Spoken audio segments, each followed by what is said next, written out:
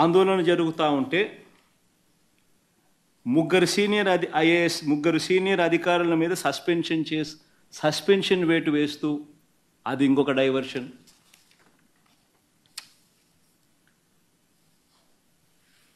చివరికి 100 రోజుల పాలన మీద చంద్రబాబు నాయుడు గారి 100 రోజుల పాలన మీద దృష్టి పెట్టేసరికి ఇప్పుడు తిరుమలకు వచ్చే నెయ్యి కల్తీ జరిగిందంటూ ఇంకో డైవర్షన్.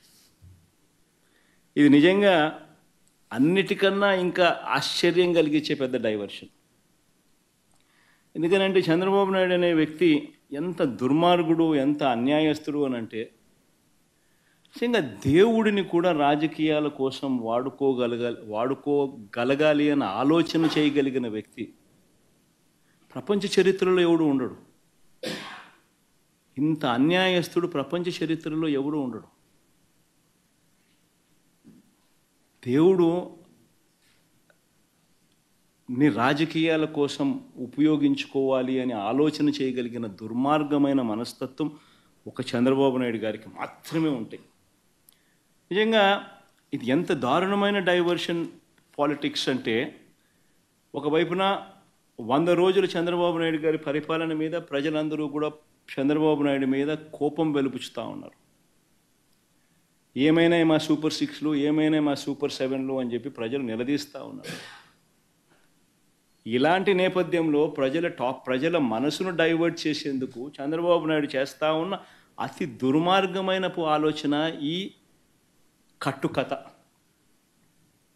నిజంగా ఈ కట్టుకథ ఎంత దుర్మార్గము అనేది నేను మీ అందరికీ కూడా ఒక కొద్ది నిమిషాలు మీ టైంలో ఇస్తే నేను ఎక్స్ప్లెయిన్ చేస్తా.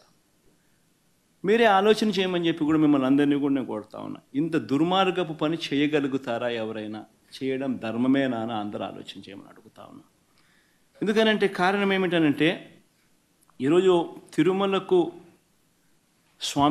స్వామివారికి వచ్చే ఈ నెయ్యి, ఈ తిరుమలకు వచ్చే ఈ నెయ్యి చంద్రబాబు నాయుడు గారు అన్న మాటలు, దీనికి సంబంధించి ఈ నెయ్యిలో కల్తీ జరిగింది అంటూ తాను అన్న మాటలు నిజంగా ఎంత దారుణమైన మాటలు అంటే, నాసరికమైన ఇంగ్రీడియంట్స్ వాడారని, తిరుపతి లడ్డులో యానిమల్ ఫ్యాట్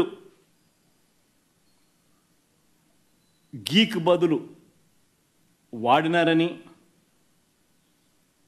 ఇదే పెద్ద మనిషి చంద్రబాబు నాయుడు ముఖ్యమంత్రి హోదాలో ఉంటూ ఒక ముఖ్యమంత్రిగా తాను మాట్లాడిన మాటలు ఇవి. నిజంగా ఒక ముఖ్యమంత్రిగా ఉన్న వ్యక్తి ఈ మాదిరిగా అబద్ధాలు ఆడడం ధర్మమేనా? కొన్ని కోట్ల మంది వెంకటేశ్వర స్వామి భక్తులు దేశవ్యాప్తంగా కాదు ప్రపంచవ్యాప్తంగా ఉన్నారు. వారందరి మనోభావాలను ఆడుకోవడం ధర్మమేనా? నిజంగా అసలు ప్రొసీజర్ ఏంది, ప్రక్రియ ఏంది, ఎలా జరుగుతుంది అన్నది నిజంగా కూడా అందరూ ఒక్కసారి ఆలోచన చేయాలి. ఈరోజు ఈ నెయ్యి సప్లై చేసే ఈ కార్యక్రమం ఏదైతే జరుగుతూ ఉందో, ఇదేదో కొత్తగా జరిగే కార్యక్రమం కాదు. ఇది ప్రతి 6 నెలలకు ఒకసారి ఇది రొటీన్గా రెగ్యులర్గా జరిగే కార్యక్రమం. ప్రతి 6 నెలలకు ఒకసారి ఆన్లైన్లో టెండర్లు పిలుస్తారు. ఆ ఆన్లైన్లో పిలిచిన టెండర్లకు ఆధారంగా కంపెనీలు కోట్ చేస్తాయి. L1 ఎవరికి వస్తారో వాళ్ళని బోర్డు అప్రూవ్ చేస్తుంది. ఇది రొటీన్గా 6 నెలలకు ఒకసారి రొటీన్గా జరిగే కార్యక్రమం. మరి రొటీన్గా జరిగే ఈ కార్యక్రమం ఏదైతే ఉందో, దీనికి సంబంధించి ఆ క్వాలిఫికేషన్ క్రైటీరియా ఇటువంటివన్నీ కూడా కొత్తగా మార్చింది ఏమీ ఉండదు. ఎవడు మార్చేది ఏమీ లేదు, కొత్తగా మార్చింది అంతకన్నా లేదు. ఎప్పటి నుంచో జరుగుతున్న ఈ క్వాలిఫికేషన్ క్రైటీరియా తిరుమల తిరుపతికి సంబంధించిన వెంకటేశ్వర స్వామికి సంబంధించిన లడ్డు అనేది ఎంత ప్రసిద్ధి కాంచిన లడ్డు అంటే, దానికి సంబంధించిన లడ్డూ తయారీలో వాడే ఈ నెయ్యి కానీ వాడే ఇంగ్రీడియంట్స్ కానీ ఇవన్నీ కూడా దశాబ్దాలుగా జరుగుతూ ఉన్నాయి. ఇవన్నీ ప్రొక్యూర్మెంట్ ప్రాసెస్ అనేది ఇదేం కొత్తగా ఎవడు వచ్చి చేసేది ఏమీ లేదు, ఎవడు కొత్తగా దాంట్లో ఏలు పెట్టేది లేదు. రొటీన్గా జరిగే ఈ కార్యక్రమం, ఈ రొటీన్గా జరిగే ఈ కార్యక్రమం 6 నెలలకు ఒకసారి రొటీన్గా జరిగే కార్యక్రమంలో ఎవరు L1గా వస్తారో వారికి ఇస్తారు. మరి ఎవరు సప్లై చేసినా కూడా, మరి ఎవరికి L1గా వస్తారు, ఎవరు సప్లై చేసినా కూడా వాళ్ళు ప్రతి ఒక్కరూ కూడా వారు సప్లై చేసిన ప్రతి ట్యాంకర్తో పాటు, వెరీ ఇంపార్టెంట్ ఈ పాయింట్, వాళ్ళు సప్లై చేసిన ప్రతి ట్యాంకర్ నెయ్యితో పాటు వాళ్ళు NABL సర్టిఫై చేసిన సంస్థ నుంచి, అంటే NABL అంటే నేషనల్ అక్రెడిషన్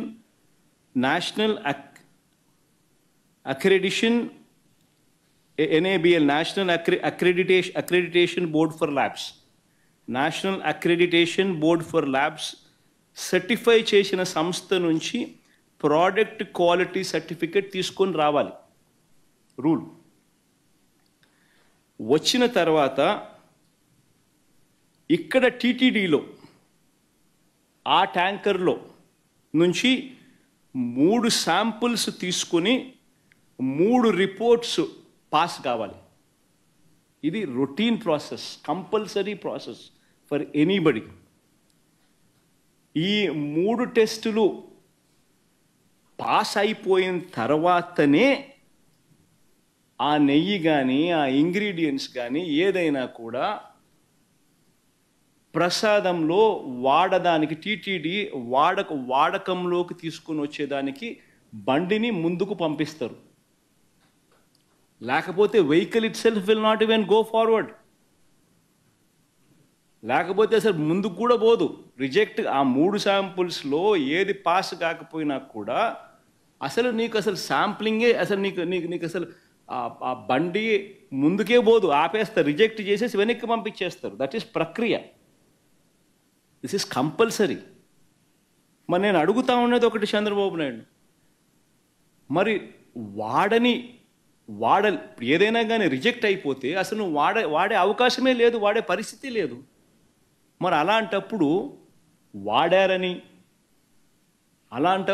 అది వాడారని, అవి నాసిరకమని, యానిమల్ ఫ్యాట్ అని ఇలా రకరకాలుగా చెప్పడం అబద్ధాలు కాదా? ధర్మమేనా, న్యాయమేనా అని అడుగుతా ఉన్నా.